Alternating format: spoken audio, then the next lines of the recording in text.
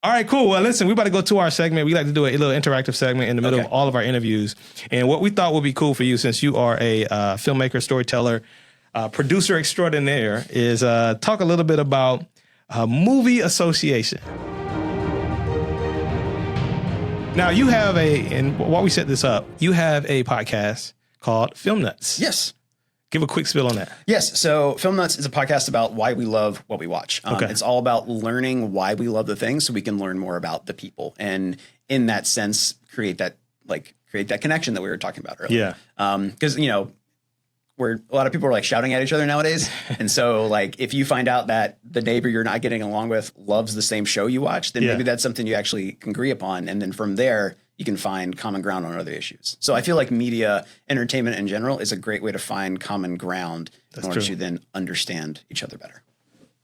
There you have it. I love it. All right, so check this out. I'm in this game called Movie Association. Okay. I'm going to name a movie that I think there's a good chance you may have heard, right? We're going to play this game, and you can share an associated story. You can think about maybe the director or something that comes to mind, a fun fact that comes to mind, or just a random thought, right? Okay. Right, as it relates to a movie that I'm going to say. And I'm just going to go off the cuff here. And what I'll try to do, since this is, again, STEMedia, I want to see if I can think of something, I don't know, maybe STEM related. I may not have one for all of them. I'm putting myself on the spot here. But let's start things off with The Dark Knight.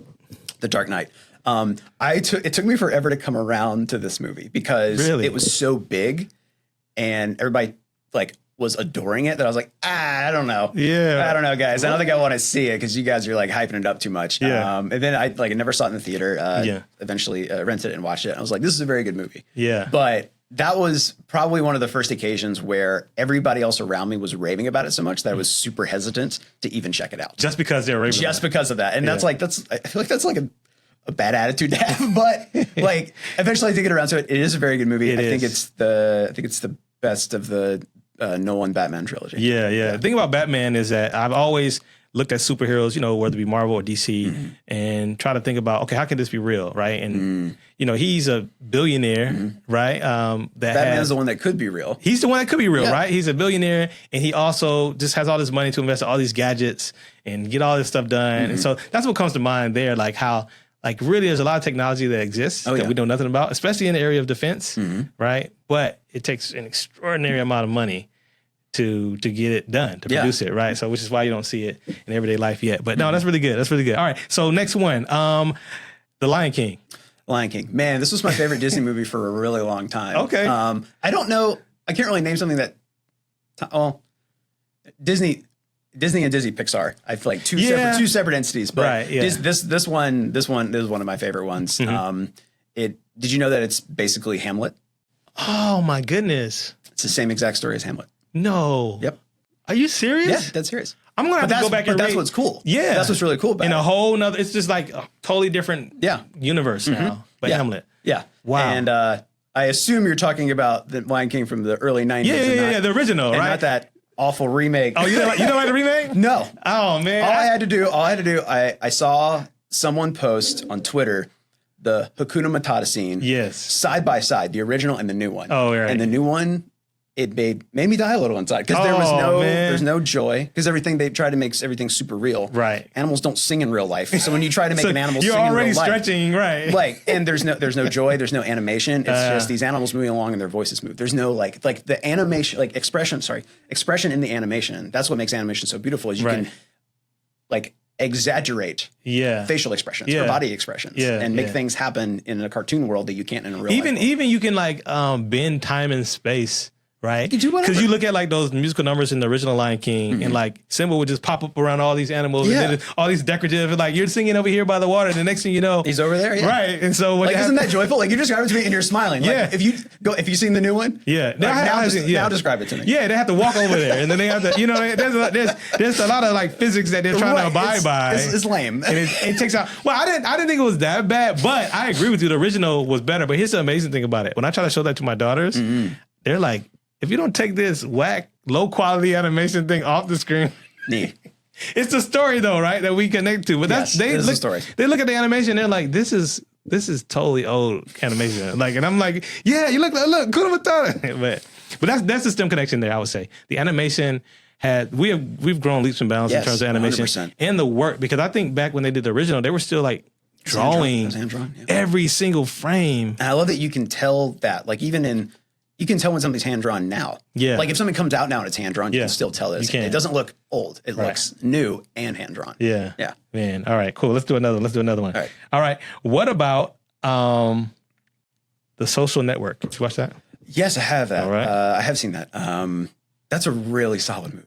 Yeah. It's so good. The writing is just next level. Like there's certain things about, sometimes it's hard to recognize like what is like good writing and what is bad writing. But some of the things you can kind of like, there are technical things you can break down. Yeah. But when the stuff, like the conversation just kind of like flows. Right. And you're inherent, like you're understanding what they're saying. Yes.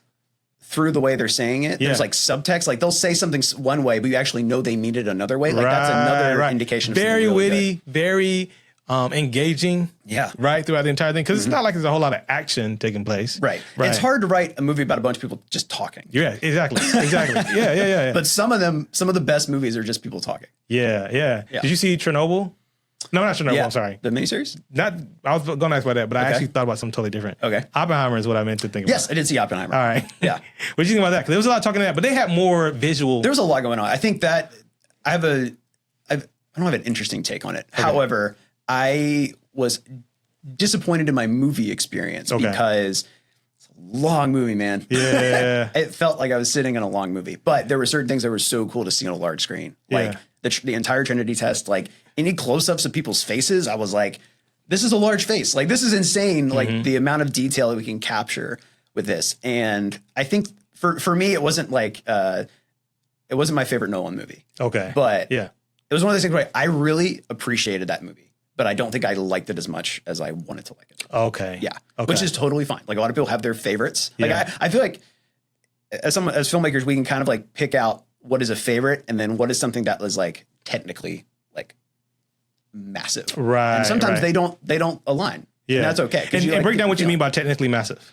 Like when you look at like Oppenheimer, like the majority of the effects were practical, like all explosions and stuff like that were like practical effects. And the fact that when you're witnessing it on a large screen, if you saw it in a movie theater, you're like, I saw this is insane. Yeah, it was a lot. That this amount of detail is in this one frame and it looks like tangible. It looks tactile. It doesn't look like it was computer generated. Right. And then like stuff like sound design, like that's a technical thing. Like you like the way one of my favorite, I'm not going to spoil that movie, but like one of my favorite scenes is like after they've done the Trinity test and he's like telling the people of the town what has happened and just like the sound drops out. Yes. And it's like the best moment of the movie. So I was talking to Stephanie, you know Stephanie, who I we do know both work with. Yeah.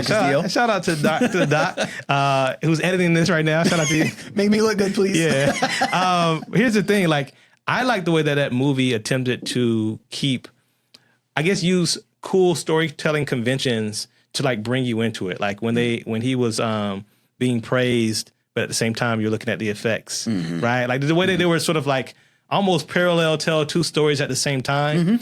Again, don't want to spoil a whole lot when he was interrogated and like all those different things. Even when you go down to when they were trying to like give visual representation of the science, right? Putting the marbles in the jar and all that kind of stuff. Like that's what I think about a lot. I love the opening shot of the movie. Yeah. Oh, that was Ripple. great. As soon as it came up, I was like, oh, okay. Yeah. I'm in. Yeah. I'm in. Yeah, I love it. No, so that's great. Check that out if you all haven't seen that. Let me give you one more. Sure. Have you seen, all right, I'm going to go here. Black Panther. Yeah, seen Black Panther. Probably one of my favorite Marvel movies. Okay, yeah. Likewise. That's a big movie to talk about with tech. Okay, yes. That's a huge movie to talk about with tech. I think I'll let you talk about that stuff. But you're right. But for me, when I was watching it, it was gorgeous. It was solid. Like I haven't seen it in a while, so I can't like immediately recall like what exactly I enjoyed about it, but I remember having a blast watching it. Yeah. It was before I got like tired of Marvel. And I think everybody got tired around the same time, actually. Shortly after that. But super solid movie. Yeah.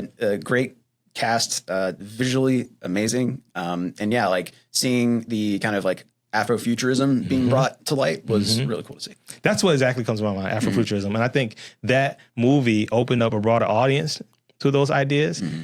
Just as a, Black community, of course, we've seen our fair share of, slave movies, and we've seen our fair share of just the oppression that we've ever overcome, which are all stories worth to be told and cannot be ignored. However, Afrofuturism, there's an aspirational aspect to that. I can just say for my community, beyond just, again, us seeing ourselves in powerful positions, but the idea of, what we stand for, even on the technical creative, that, hey, there are some ideas that you have that you can create and they can literally exist. And it is sort of just like tickles your imagination a bit when you think, hey, this is vibranium, right? It's not a real, element or metal, but it's like, hey, what if we had a metal that we could do this with, or we can absorb this with, or we could put energy into where we can make sneakers very silent, right? Like all that type of stuff is just amazing, man. So no, thank you so much for participating in this movie association game. I feel like we can go on and on and on. We could, yeah, for sure. But it might turn into a Film Nuts podcast after a while. But thank you so much. That concludes movie association.